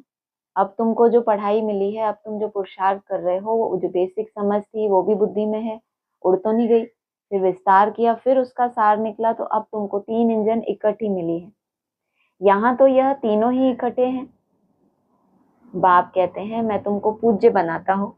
पहले भी कहते थे कि जब एक मूर्ति का पार्ट पूरा होता है, अगली मूर्ति का पार्ट शुरू होता है, तो वो पहली मूर्ति क्या होती है? चली जाती है, या वो बैकबोन बन जाती है, माना समा गए ना। अब उसकी ताकत भी कहाँ लग रही है? जो नेक्स्ट शुरू होना है, जो कार्य आगे चलना है, क्योंकि है तो एक ही सूत्र से जुड़े हुए ना, त्रिमूर्ति। तो तीनों ही इकट्ठे हो गए। बाप कहते हैं मैं तुमको पूज्य बनाता हूँ, तुम फिर पुजारी बन जाएंगे। बड़ा युक्ति से समझाना है, ऐसा ना हो कोई बेहोश हो जाए। ये भी एक सीख की बात है। कई बार समझानी ऐसी होती है, इसलिए बाबा ने कहा ना उस दिन कि तुम दूध भी कैसा चढ़ाते हो, पानी वाला चढ़ाते हो। तो क्लैरिफिकेशन तो यही मिला कि युक्ति से चलना है, नहीं तो क्या होगा, एक आध दिन ही ऐसा कुछ हो जाए, ना समझाए युक्ति से, तो क्या हो जाते हैं, बहुत बेहोश हो जाते हैं। पहले पहले मुख्य है 2 बाप की बात। भगवान बाप है, उनका जन्म शिव जयंती भी यहाँ मनाते हैं, जरूर स्वर्ग का मालिक बनाते होंगे। भारत में ही स्वर्ग था, अभी नर्क के विनाश के लिए महाभारत लड़ाई खड़ी है। जरूर बाप नई दुनिया की स्थापना करने वाला भी है। बाप की श्रीमत पर ही हम कहते हैं कि भारत को हम पावन बनाकर ही छोड़ेंगे। अच्छा, मीठे मीठे सिकिलदे बच्चों प्रति माता पिता बाप दादा का याद प्यार गुड मॉर्निंग। रूहानी बाप की रूहानी बच्चों को नमस्ते, रूहानी बच्चों की रूहानी बाप दादा को नमस्ते। धारणा के लिए सार है, जैसे बाप दुख हरता सुख करता है, ऐसे बाप समान बनना है, बहुत मीठा बनना है, सदा शुभ काम करके राइट हैंड बन जाना है। कभी 2 मतें नहीं बनानी, भाव स्वभाव में आकर 1-2 का सामना नहीं करना, क्रोध का भूत निकाल देना है। वरदान है, स्वयं की स्मृति में रहे अपने हर कर्म को संयम बनाने वाले, अथॉरिटी स्वरूप भव। जैसे साकार में स्वयं की स्मृति में रहने से जो कर्म किया वही ब्राह्मण परिवार का संयम बन गया। स्वयं के नशे में रहने के कारण अथॉरिटी से कह सकते थे कि अगर साकार द्वारा कोई उल्टा कर्म भी हो गया तो उल्टा कर देंगे। समझ आया क्या बोला?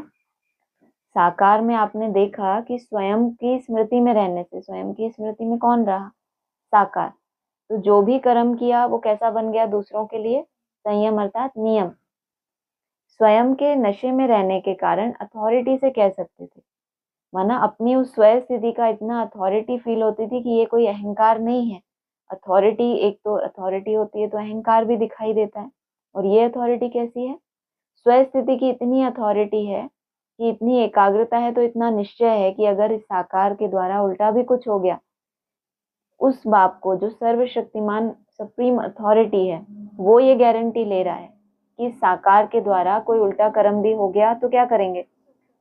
सुलटा। तो उस एक की ही जिम्मेदारी क्यों ली, ये बता रहे हैं बाबा, क्योंकि वो स्वयं की स्मृति में रहने से उस मन बुद्धि के ऊपर अथॉरिटी कायम कर ली कि ये मन बुद्धि हमारे ये श्रीमत के अलावा कहीं जा ही नहीं सकती, और स्व स्थिति का पूरा अभ्यास।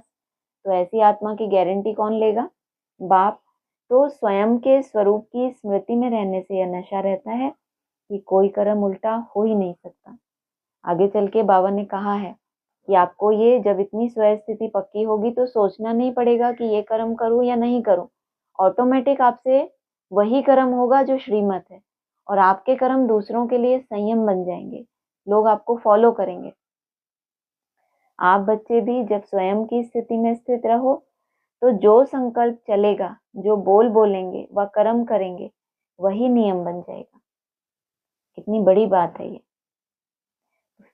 स्लोगन है, पवित्रता का पिलर मजबूत करो तो यह पिलर लाइट हाउस का काम करता रहेगा। पवित्रता स्वयं ही क्या है? एक तो ज्ञान की रोशनी होती है, दूसरी पवित्रता की रोशनी होती है। तो इससे क्या बन जाएंगे? Light house. लाइट की जरूरत क्यों है आपको? लाइट हाउस तो होता है दूसरों को लाइट देने के लिए, एक जगह पे स्थिर होता है और वहां से जो लाइट होती है, तो कोई अगर भटक गया हो तो उसको भी वो लाइट दे सकता है। पहले आपको स्वयं के लिए, आपका ये आत्मा कैसी बन जाए? एकदम लाइट बन जाए। तो उसके लिए जितनी जितनी प्योरिटी बढ़ती जाएगी उतनी लाइटनेस आती जाएगी, हल्कापन आता जाएगा। अव्यक्त इशारे हैं, अगर बुद्धि में अशुद्ध संकल्प या पुराने संस्कार संकल्प रूप में भी टच होते हैं तो संपूर्ण वैष्णव नहीं कहेंगे। जैसे कोई अकर्तव्य कार्य देखता भी है तो देखने का असर हो जाता है, जबकि आंखें खुली हैं तो दिखेगा ही ना। आपकी आंखें खुली हैं तो आपको सब लोग दिख रहे हैं ना, ये ऐसे ये ऐसे। खुली आंखें होते हुए भी आंखें बंद, माना उसके ऊपर वो किसी, जैसे होता है, मान लो आपने, एग्जाम्पल से समझो, आपके फोन में कैमरा है, आपने कैमरा ऑन किया, नहीं उसको स्विच क्लिक नहीं किया है, लेकिन ऐसे कैमरा खोल के आप ऐसे ऐसे कर रहे हो तो कोई पिक्चर क्लिक होगी? क्यों नहीं क्लिक हुई? कभी किया है आपने? कैमरा है आपके फोन में, हाँ, भगवान ने कैमरा तो दिया ही है। उसको अगर आप कैमरे को चालू करके ऐसे घुमा लो पूरे में चारों तरफ, कुछ भी उसमें छाप पड़ती है? क्योंकि उसने क्लिक ही नहीं किया। क्लिक करना अर्थात जब आप मन लगाकर, या आपके मन में जैसी भी दूषित अच्छी जो भी भावनाएं हैं, बच्चा माँ को देखता है, माँ संतान को देखती है तो क्लिक हो जाता है ना, उसकी वो छवि उसको याद आती है। दूसरे के बच्चे को देखती है तो याद क्यों नहीं आती उसको? ऐसे थोड़ी है कि उसका बच्चा बहुत सुंदर है तो ही याद आती है। सुंदरता की परिभाषा ये है क्या? किसी ने पूछा ना, उसमें दिखाते हैं कि सुंदरता वास्तव में है क्या, तो बताया कि सुंदरता की परिभाषा एक लिमिट में थोड़ी है। एक माँ है, उसका बच्चा कैसा भी है देखने में, उसके लिए वो ही सबसे ज्यादा सुंदर है या उसको और कोई बहुत अच्छा लगता है? उस माँ की दृष्टि से ये सुंदरता सिर्फ ये इसकी नहीं है, तो उसके लिए वो ही सबसे ज्यादा सुंदर है। तो यहाँ हम ये समझ रहे हैं कि वो छाप कैसे पड़ती है हमारी आत्मा के ऊपर, जब हमारे अंदर जिस तरह के भाव हैं, जैसी जिसके लिए दृष्टि है, जबकि दृष्टि तो सबके पास है, लेकिन सृष्टि सबकी अलग अलग कैसे बन गई? एक ही आत्मा अकर्तव्य कार्य, अभी एक ही स्थान पे मान लो है, कोई भी अकर्तव्य कार्य होगा तो सभी देख रहे हैं ना। सबकी सृष्टि, सबके मन में अलग अलग तरह के संकल्प उठेंगे। कोई सोचेगा बाबा ने कहा है ना साक्षी रहना, और कोई लंबी लंबी संकल्पों की वो चला के फिर अपने को, तो कैसी आंखें तो वही दो है ना। देखा तो उन्होंने भी कि ये ऐसा कर रहा है, देखा आपने भी कि ऐसा कर रहा है, वो हल्का और आप भारी, तो क्या है? अरे समझ नहीं, देखने का भी असर हो जाता है, क्योंकि उसने वो स्वीकार नहीं किया। इसलिए बाबा कहते हैं कि देखो भले, जान समझो कि ये ऐसा है, ये ऐसा है, स्वीकार मत करो अपने मन में। ये मन बहुत, ये जो सब कॉन्शियस माइंड है ना, एक तो आपका कॉन्शियस होता है, वो आपको पता चलता है, लेकिन उससे भी ऊपर है बुद्धि। बुद्धि से समझ आता है कि फलाना ऐसा है, फलाना ऐसा है, लेकिन कहते हैं ना, अरे यार तुमने मेरा दिल दुखा दिया। मतलब ठीक है, तुम ऐसे ऊपर ऊपर से, जैसे किन्हीं के साथ हमारा अटैचमेंट होता है, तो वो जब हमसे कोई ऐसी तीखी बात बोल दें तो क्या होता है? अरे दिल दुखा दिया मेरा। ऐसा नहीं कहते मेरा दिमाग खराब, कोई इधर उधर के दिमाग खराब मत कर चल, उनसे हमारा दिल नहीं दुखता, क्योंकि उनसे हमारा दिल जुड़ा हुआ ही नहीं है, तो दुखेगा क्यों? ए चल उधर दिमाग खराब मत कर, है ना। फालतू टाइम वेस्ट करते हैं तो उनको हम हटा देते हैं, क्योंकि हमारा कोई संबंध ही नहीं है। जिनसे गहरा संबंध होता है, मन नहीं दुखाना है, मन दुखा दिया बस तुमने, ऐसा ही बोलते हैं ना। अब सोचो, आत्मा की ही शक्तियां हैं, बुद्धि से डिसीजन लिया, साक्षी होके जो आत्मा देख रही है उसकी दृष्टि अलग है। इन्होंने मन में बिठा लिया कि अच्छा ये ऐसे है, अच्छा अब मुझे ये और पता चल गया कि ऐसा भी है, अच्छा ये ऐसा भी करता है, माना स्वीकार कर रहे हैं कि ये ऐसा है। और बुद्धि से समझना माना हाँ भाई ये ऐसा देखा, बाबा जाने जो भी है, माना हल्के रूप में उस चीज को लेना। तो इसमें भी एक ही है, संकल्प चलता है तो पता चलता है क्या? कि हमने बहुत दिल से किया या ऊपरी ऊपरी था। तो इसको भी सिलेक्ट करना, अलग अलग कर पाना, कोई मासी का घर तो है नहीं। तो बाबा बता रहे हैं अकर्तव्य कार्य देखने का असर हो जाता है, फिर उसका हिसाब किताब भी बन जाता है। इस हिसाब से सोचो, इस हिसाब से सोचो, अगर हमने अकर्तव्य कार्य नहीं किया, लेकिन क्या बोल रहे हैं, तुमने देखा और उसका भी तुम्हारी बुद्धि पे असर हो गया, कुछ छाप पड़ गई कि ये फलाना ऐसा है, तो उसका भी हिसाब किताब बन जाता है। इस हिसाब से अब सोचो कि पुराने संस्कार, अशुद्ध संकल्प बुद्धि में अगर टच होते हैं तो भी संपूर्ण वैष्णव या संपूर्ण पवित्र कैसे कहेंगे? समझ गए ना? ओम शांति। ठीक।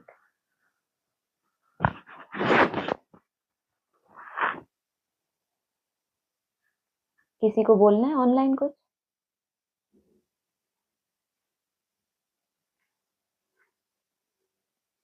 ओम शांति। ओम शांति। हाँ जी। कोई क्वेश्चंस तो नहीं है, लेकिन जो हाँ जी। पॉइंट कुछ अच्छा लगा, क्योंकि आपके एक्सप्लेनेशन हो ही जाते हैं उसी टाइम हाँ पे, जी। जो जो पॉइंट का लगता है ना कि कुछ है लेकिन अच्छा एक्सप्लेनेशन होता है, तो क्वेश्चन तो नहीं है। पर ये वाला बहुत अच्छा लगा, दो तीन चीजें वो बोलूंगी। जैसे 3 इंजन मिले हैं, यहाँ तो तीनों इकट्ठे हैं। बिल्कुल। ये है ना, 3 इंजन, मतलब कितने भाग्यशाली है हम। माना उन 3 के आधार से आप ये सोचो कितना विभाजन हुआ पड़ा है ब्राह्मणों की दुनिया में। जो आज बाबा ने कहा भी ना, प्रेसिडेंट को ही उड़ा देते हैं, जो त्रिमूर्ति के भी ऊपर है, उनकी तो चलो बात ही छोड़ो। वो जो 3 को उसने बताया, ये तीनों मेरे बच्चे हैं। जैसे 3 भाई होते हैं, उनको अपने अपने कार्य दिए जाते हैं, तुम फलाना डिपार्टमेंट संभालो, और ये उन 3 मूर्तियों के आधार से ही कितना पार्टीशन हुआ पड़ा है। तो ये बाबा ने बता दिया कि पवित्र खुद नहीं है, तो लड़ाई झगड़ा होता रहता है, पार्टी बनाते रहते हैं, प्रेसिडेंट को ही उड़ा देते हैं। ऐसे ही त्रिमूर्ति के चित्र में भी उड़ा दिया, जो ऊपर है तीनों ही एक सूत्र में है, तो उसको ही उड़ा दिया, है ही नहीं। तीनों ही मूर्तियों से जोड़ दिया कि ये है, ये है, बाकी वो है प्रेसिडेंट, उसको उड़ा ही दिया। तो ये बात है कि जब 3 इंजन हमको इकट्ठी मिली हुई है, तो उसमें भी रोल कितना बड़ा है आपके अंदर की प्योरिटी का। जो आपके बुद्धि की प्योरिटी है, वो ही आपको वो सार को पकड़ने दे रही है। अदरवाइज तो बहुत दुविधाएं पैदा हो गई 3 इंजन को लेकर। हाँ जी। हाँ जी, हाँ जी। तो वही, जैसे अभी आपने कहा कि वो हमारी प्योरिटी ही है, अगर हम पकड़ के रखा हुआ है, बिल्कुल। नहीं तो भटकना बहुत इजी है आज तो। इसलिए बाबा ने बताया ना, भटक क्यों रहे हो, मैं तो ऊपर में हूँ ना, ऊपर आ जाओ। भटकना तो इस दुनिया में होता है, डिस्टेंस हम कवर करते हैं तो जाते हैं, तो दूर दूर क्यों जाना, ऊपर जाओ ना। ऊपर माना इस शरीर से अलग होके डिटैच होना। ऊपर तो दुनिया वाले ऐसे ही कहते हैं ना, भले हम एक दिन तो सबको ही ऊपर जाना है, तो वो कल्पना करते हैं मरने के बाद ऊपर जाएंगे, भगवान मिलेगा। तो बाबा कह रहे हैं तुम यहाँ वहां क्यों भटकते हो, ऊपर जाओ ना। तो ये 3 के भी तो ऊपर बैठा हुआ है ना, वो इनका करता धरता है, तुम ऊपर जाओ। हाँ जी। हाँ जी, हाँ जी। और एक पॉइंट ये जो था कि बाबा हमको नई दुनिया का राज्य कहाँ देते हैं, जैसे बोला ना, नई हाँ दुनिया में देंगे या पुरानी दुनिया में। कितना क्लियर करते हैं कि बिल्कुल। मैं आता ही संगम पर हूँ। बिल्कुल। मतलब ना सतयुग ना कलयुग, हम्म। क्लियर है। और दूसरा ये भी आ जाया ना कि जब आत्मा पवित्र बनेगी तो शरीर भी पवित्र ही उसको मिलना है, ऐसा भी एक पॉइंट था कि आत्मा पवित्र बनेगी तो फिर शरीर भी उसको पवित्र ही चाहिए। यहाँ संगम पे ब्राह्मण कहते हैं कि हम डायमंड युग में हैं, सतयुग तो गोल्डन युग हो गया, तो इसका मतलब आत्मा अभी डायमंड जैसा जीवन है, और वहां आत्मा का थोड़ा कम हो रही है ना, उसकी जो ग्रेड है थोड़ी नीचे वाली है। तो यहाँ संपूर्ण पवित्र और वहां थोड़ी कम सोने की दुनिया। तो वहां शरीर ये कल्पना करते हैं आत्मा हमारी यहाँ डायमंड एज है, वहां हमको शरीर पवित्र मिलेगा, जबकि वहां तो कलाएं भी थोड़ी यहाँ के मुकाबले, यहाँ का जीवन अमूल्य बताते हैं और सतयुग का जीवन सोने जैसा। लेकिन आत्मा को वो यहाँ पवित्र बताते हैं और शरीर पवित्र मिलेगा वहां। ये तो कंट्रास्ट हो गया ना। हाँ जी। हाँ जी, हाँ जी, यानी सब कुछ यहाँ पर ही होना है, ये क्लियर, जी। कितना क्लियर करते रहते हैं ऐसे पॉइंट। मुरली में जो आता है, हाँ जी। पर समझ नहीं आता हर एक को। हाँ जी। फिर ये जो कहा कि जो कल्प कल्प का बताया कि हरिद्वार कृष्ण का द्वार अर्थात कृष्णपुरी को ही कहा जाता है। हम्म। मतलब कहा ना, तुम्हें दुख से छुड़ाए हरि के द्वार ले जाता हूँ, हम्म। वो वाली बात, हरिद्वार कृष्ण का द्वार। और हाँ। फिर कहा कि उनके पीछे फिर लक्ष्मण झूला, हम्म। पहले हरिद्वार। हाँ, ये थोड़ा एक्सप्लेन। है ना, ये हमने यहाँ समझा, लक्ष्मण का बाबा ने अर्थ बताया जिसने लक्ष्य को मार लिया। तो हमने उसके अर्थ से ये समझा कि कृष्णपुरी के बाद बाबा ने कहा है विष्णुपुरी, अर्थात वैकुंठ मिलता है तुमको। तो वो हो गया हमारा आगे का लक्ष्य। यहाँ तो हरिद्वार में लक्ष्मण झूला दिखाया है, माना लक्ष्मण का यादगार वैसे त्रेता का होता है। तो जो आत्माओं की सीढ़ी नीचे उतरने का है, तो वो पहले सतो प्रधान थे, उसके बाद फिर सतो सामान्य माना त्रेता की सीढ़ी पर आते हैं, तो लक्ष्मण झूला कह लो। बाकी जिन आत्माओं को उल्टी सीढ़ी चढ़कर ऊंची स्टेज में जाना है, तो उनके लिए कहेंगे कि कृष्णपुरी के बाद अब इनको विष्णुपुरी में जाना है, वैकुंठ में जाना है।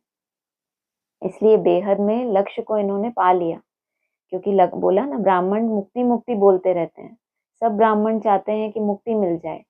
अब उनको ये नहीं है, अब शरीर भी पुराना हो गया, तामसी बन चुका है, तो अब इसको कोई सुधार लें, कायाकल्प हो जाए, वो भी कोई कल्पना नहीं रही। तो पहले था हम जीवन मुक्ति में जाएंगे, अभी वो जीवन उनको अगले जन्म में दिखता है।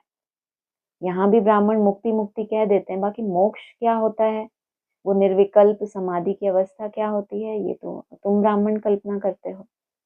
तो तुम्हारे लिए वो अलग बात है, और उनके लिए जैसे शुक्र की दशा बोलते हैं, त्रेता युग में शुक्र की दशा, लक्ष्मण भी त्रेता युग में दिखाते हैं। तो जो जिनका डाउनफॉल हुआ है उनको कृष्णपुरी का साक्षात्कार हुआ, नशा था कि हम कृष्णपुरी में जाएंगे, हरि के द्वार में जाएंगे, बहुत साक्षात्कार किए, लेकिन फिर धीरे धीरे वो नीचे की अवस्था में आए, माना शुक्र की दशा में चले गए। हाँ जी। अच्छा अच्छा, हाँ जी, समझ आया।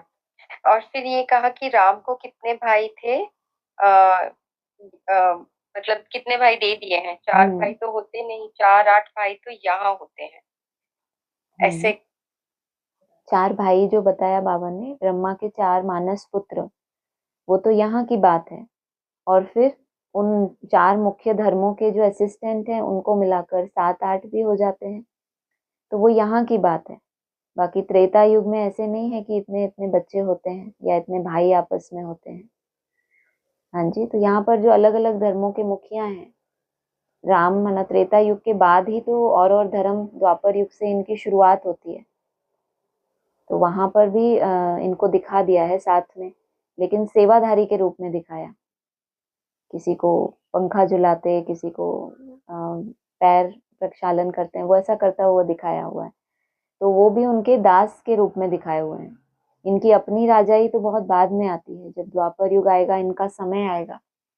तो जो पवित्र राजाएं हैं, रामचंद्र जैसे पवित्र राजा, उनके आगे ये अपवित्र हैं, वो उनके सामने झुकते हैं। तो वो शूटिंग पीरियड की बात है, त्रेता युग की बात नहीं है। हाँ जी। जी जी जी। और वरदान बहुत अच्छा लगा, और इसका हाँ जी। एक्सप्लेनेशन भी जो बाबा ने दिया है कि स्वयं के नशे में रहने के कारण अथॉरिटी से कह सकते हैं बिल्कुल। कि अगर साकार द्वारा कोई उल्टा कर्म भी हो गया, और ये वो तो बात है ही है जो मेन साकार जिसको हम्म। निमित्त बनाया, हाँ जी। लेकिन ये हमारी भी बात है कि जितना स्वयं की स्मृति में रहेंगे तो हर कर्म संयम हाँ, से ही होगा।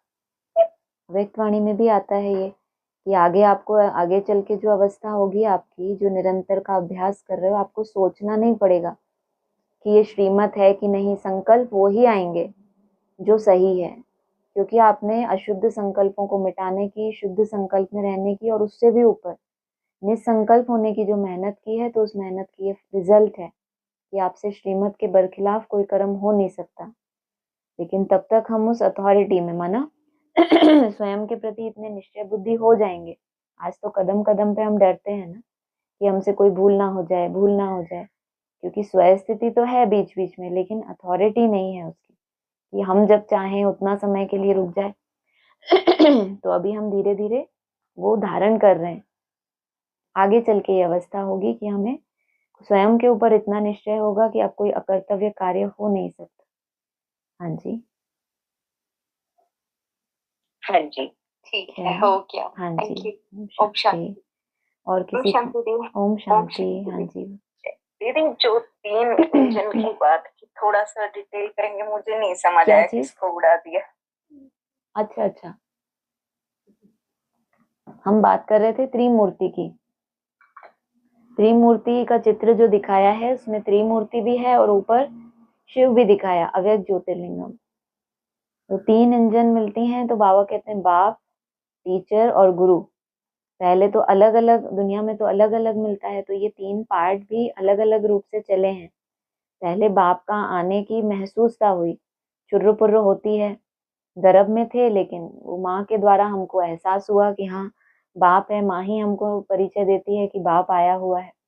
तो ब्रह्मा माँ के द्वारा पाठ चला। फिर नेक्स्ट टीचर ने हमको इतना क्लैरिफिकेशन, इतना विस्तार से समझाया। लास्ट में अभी प्रैक्टिकल करने के लिए सतगुरु की मत मिली है। तो कहेंगे कि आपस में ब्राह्मणों की दुनिया में कितनी पार्टी बन जाती हैं, भाव स्वभाव नहीं मिलते। नहीं तो बोला है एक ही ट्रेन चलेगी, बाकी सब ट्रेन कट जाएंगी। एक ही उनके लिए कहा जिनको तीनों ही इकट्ठी मिली, तीनों का ही सार उनकी बुद्धि में आ गया कि ये एक ही शिव के 3 कर्तव्य चले हैं। तो ब्राह्मणों ने तो उसी में ही आपस में भेद कर लिया ना। जब ब्रह्मा बाबा के बाद एडवांस पार्ट चला, दूसरी मूर्ति का पार्ट चला, तो वहां भेद क्रिएट हो गया। फिर नेक्स्ट जब पार्ट चलना था तो वहां पर कितनी सारा विस्तार हो गया। कितनों ने ये क्लेम कर दिया कि ये विष्णु का पार्ट आ गया या ये सतगुरु का पार्ट आ गया। दिक्कत ये हुई कि जो मुख्य है इन तीनों का भी, जो ऊपर है, रचयिता है, जिसका परिचय बाबा ने 2017 के बाद दिया, तो उसको उड़ा दिया कि ये 3 एक ही सूत्र से जुड़े हैं तो हम कैसे अलग अलग हो सकते हैं। तो वो प्योरिटी की पावर ना होने के कारण वो जो इकट्ठी हैं तीनों ही, वो तीनों कभी अलग थे ही नहीं। जब दूसरी मूर्ति का पार्ट आया तो बाबा समझाते थे कि जो ब्रह्मा की मूर्ति है वो बैकबोन बन के पूरी सेवा वहां करती है, वहां ताकत लगाती है। फिर जब राम बाप का पार्ट चला तो उन्होंने नई दुनिया की सौगात बच्चों को दी। माना ये आपस में कितने गहरे जुड़े हुए हैं, उसको देख ना पाने के कारण वो पार्टियां बनाते रहते हैं। और उस प्रेसिडेंट को, वो जो तीनों से ऊपर है, उनका रचयिता, उसको तो उड़ा ही देते हैं। तीनों में ही कहीं ना कहीं सेट कर देते हैं कि फलानी मूर्ति ही है। एडवांस में भी बाबा ने बताया था एक बार कि ऐसा एक ग्रुप निकला था, वो ये बात करते थे कि राम वाली आत्मा ही पुरुषार्थ करके शिव बन जाती है, अलग से कोई शिव की आत्मा होती ही नहीं। तो उड़ा दिया ना प्रेसिडेंट को। तो तरह तरह की आत्माएं हैं इस कल्प वृक्ष में, कैटेगरी, इसलिए तो सबके वो मुंडियां दिखाई हैं, इनकी बुद्धि अलग ही तरह से चलती है। तो तरह तरह के होते हैं। तो बाबा कहते हैं इस तरह से उड़ा देते हैं। वो अलग से है जो सदा कायम है, उसको, उसमें बुद्धि नहीं जाती क्योंकि विचित्र है ना वो। त्रिमूर्ति के चित्र में भी ऊपर ऐसे गोला जैसा दिखा दिया, अब कोई क्या समझे, इसीलिए उसको उड़ा दिया। जो दिख रहा है वो तो मान लिया और जो नहीं दिखता उसको उड़ा दिया। हाँ जी। हाँ जी दीदी, समझ आया दीदी। ठीक हाँ, है, तो बहुत सारी पार्टियां हैं तो सब अपना अपना बनाए बैठे हैं। बिल्कुल ठीक है, बिल्कुल। हाँ जी, ठीक है दीदी। जी ओम जी, ओम शांति। शांति। और किसी को बोलना है? एक चीज इसी के लिए पूछनी है कि जैसे तीन तीन इंजन है और तीनों इकट्ठे हैं जो बोलते हैं, और जैसे हम समझते थे कि जब ब्रह्मा बाबा अव्यक्त हुए और जब राम बाप ने प्रवेशता तो थी ना ब्रह्मा बाबा की, मतलब प्रवेश प्रवेशता का करके कोई भी। प्रूफ नहीं होता है कभी भी। जो भी पावरफुल ओके। आत्मा होती है उसमें उससे नीचे की आत्मा प्रवेश करे, वो कायदा नहीं है। वैसे बाबा ने ये बताया, वो एक मुख का मन का है, उसके अंदर एक मुख का रुद्राक्ष होता है, उसमें केवल एक शिव की ही आत्मा प्रवेश कर सकती है, दूसरा कोई प्रवेश नहीं कर सकता। लेकिन क्योंकि समझानी देनी थी बाप को, क्योंकि ब्रह्मा के और भी तो स्वरूप हैं जो उस समय पुरुषार्थी थे। जैसे राम है, कृष्ण की आत्मा है, रामचंद्र, कृष्णचंद्र, ये आत्माएं भी तो फील्ड पे थी। तो इनमें प्रवेशता कह सकते हैं क्योंकि इनको उनको आगे बढ़ाना है। बाकी क्योंकि प्रवेशता का प्रूफ तो कोई है नहीं वैसे, लेकिन एक मुख का मन का बताया गया है राम बाप को एडवांस नॉलेज के हिसाब से, तो उनमें केवल शिव की आत्मा प्रवेश करती है। हाँ जी, आप पूरा कर लीजिए अच्छा। प्रश्न। हाँ, तो ये थोड़ा सा कंफ्यूजन, चलो वो तो आपने क्लियर किया बाबा का तो। लेकिन जैसे यहाँ पर, तो जैसे बाबा हम्म। अव्यक्त हो गए, हाँ। तो वो प्रवेश करते होंगे साकार में। अनुमान से नुकसान ना हो जाए मेरा। वही बात है ना कि प्रवेशता का प्रूफ कोई होता नहीं, इसलिए प्रवेशता के आधार से तो अभी कितना कुछ चल रहा है। आज उन थोड़े कुछ दिन पहले हुआ ना, उन्होंने क्लेम किया कि अभी भाई इनमें ब्रह्मा बाबा की आत्मा आती है, जैसे ये नई पार्टी आई ओम मंडली की। तो कितने समय से चल रहा था कि हाँ भाई ब्रह्मा बाबा की आत्मा आती है, शिव बाबा आते हैं। तो उस समय जो वाणियां भी चली, अव्यक्त वाणियां, लेकिन आप देखो तो उनमें गुलजार दादी के द्वारा जो वाणी चली है उनमें वैसी रॉयल्टी नहीं है। अभी उनके भी ऑपोजिशन में एक नई पार्टी खड़ी हो गई है, जो ये कह रहे हैं कि ये सब रावण संप्रदाय है, ये सब इम्प्योर है, ये मैया वैया कुछ भी नहीं है। भले झूठी ग्लानि ही कहो, तो अब उनकी वाणियों में वो नहीं है। जैसे बाबा का तो कैसा होता है, भगवान की प्रवेशता, कि उसको कोई 100 गालियां दे, वो अपनी मस्ती में ही वाणियां जो चलनी है वो ही चलनी है। बाबा गाली देने वालों को ही उल्टा सुल्टा थोड़ी बोलते हैं। बाबा कहते हैं तुम कोई कुछ भी बोलता रहे, तुम अपनी चाल चलते रहो। लेकिन यहाँ पर वो कॉन्शियस होना दिखाई देता है कि अभी ये आत्माएं जो प्रवेशता है, मतलब अव्यक्त आत्माओं का भी अपना ही कंपटीशन है आपस में ही। भगवान नहीं था ये तो हम मानते हैं कि अव्यक्त आत्माओं की ही प्रवेशता थी ये जो नई पार्टी आई थी, लेकिन अब उनके भी कंट्रास्ट में एक और नई आ गई है। तो प्रवेशता का कभी भी कोई प्रूफ होता नहीं। अव्यक्त आत्माएं हैं, बहुत सी हैं, इनमें भी कितना विस्तार है। लेकिन जो अ, मतलब जो मेरा पर्सनल अनुभव है कि गुलजार दादी के द्वारा जो वाणियां चली हैं, उनमें जो दिव्य गुणों के ऊपर जो रॉयल्टी थी उन वाणियों में, और वो उतना इसमें यहाँ इस पार्ट में नहीं था। और अभी जब ये नया एक उनका निकल गया उनकी ग्लानि करने वाला, तो अभी वाणियां और भी थोड़ी चेंज हो गई हैं, जैसे कि कॉन्शियस हो गए हैं। तो वो थोड़ा सा दिखाई देता है कि अव्यक्त आत्माओं का अपना ही कुछ खेल चल रहा है, जिसको अभी समझना बाकी है। और समझ के हमें करना भी क्या है। वैसे भी ये तो सिर्फ हम देख रहे हैं कि हाँ भक्ति में तो भक्ति अर्थात भावना है ना, तो ये चीजें तो बदलती रहती हैं। स्थिरता तो केवल एकाग्रता से ही आती है। तो खेल तो चल रहा है तरह तरह से। हाँ जी। हाँ जी, अव्यक्त आत्माओं का कंपटीशन। हाँ वो ऐसा दिखता मजा है। आया। हाँ वो आपने अभी सुना नहीं होगा, उनके भी एक नए वो निकले हैं, वो भी हाँ, ऐसे नहीं ही सुना। दबी नहीं हुई सुना। आवाज में ही बात करते हैं वो बाबा जी भी। जैसे वो था ना, अब इन्होंने देवकी मैया ने जब नया नया ऐसे बोलना शुरू किया, तो एक उसमें एक नया वो कायम हुआ कि दादी के बाद कभी किसी की हिम्मत नहीं हुई थी ऐसे बोलने की। अब तो बहुतों की हो जाएगी, क्योंकि अब ये शुरू हो जाएगा ना, तो ऐसे किसी की हो गई होगी हिम्मत, तो उन्होंने अपना ही शुरू कर दिया है। हाँ जी। हाँ जी, हाँ जी। पर ये पता चल रहा है कि सब कुछ बहुत मतलब एक्यूरेट है, हाँ बिल्कुल कल्याणकारी है, बिल्कुल। सबके अपने अपने रोल्स हैं, बिल्कुल सही हो रहा है बिल्कुल। सब कुछ। बहुत बढ़िया। हाँ जी। हाँ जी। ठीक है। ठीक है, ठीक हाँ है, जी। ओके। ओम शांति।